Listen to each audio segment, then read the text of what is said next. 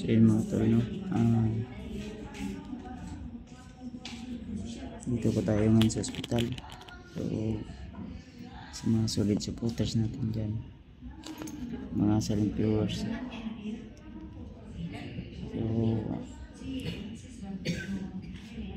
sana i-pray nyo pa ako na mabilis po yung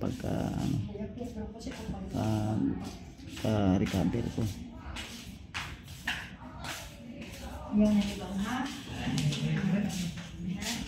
Tayo nakadextrose tayo ngayon tol, kasi nagsusuka tayo ng lungko at yung dumi natin ay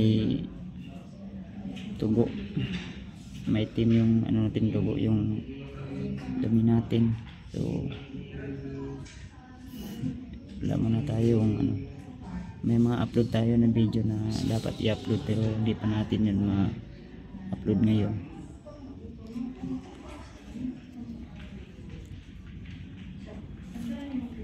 So masakit yung dito ko.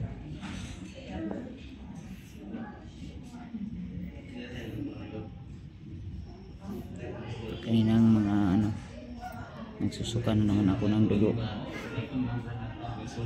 Kailangan i-repair ako sa malaking hospital mga tol. I-repair ako sa regional po. Kailangan akong ilipat ako doon sa kasi kailangan ng tingnan yung sa loob ng tiyan ko kung ano po yung dahilan kung bakit nagbi-bleeding.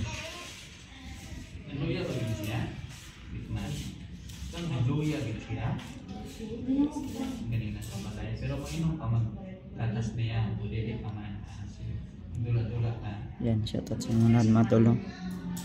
Sana po ay ipag-pray niyo po ako. Pahinga lang muna po ako, huwag kayo mag-alala. Sana i-pray niyo lang po ako lagi na malagpasan ko po itong mga pagsubok.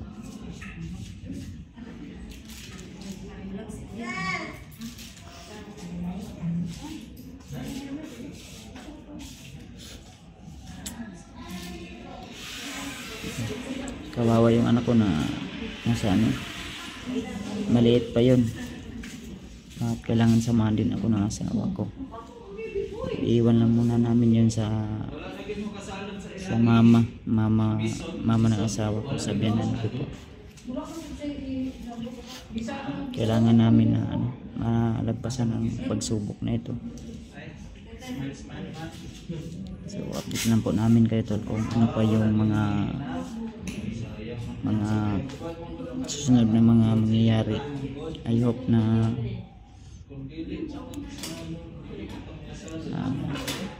ipag-pray nyo po ako tol. Sa mga minamahal natin tayo sa baybay na natin.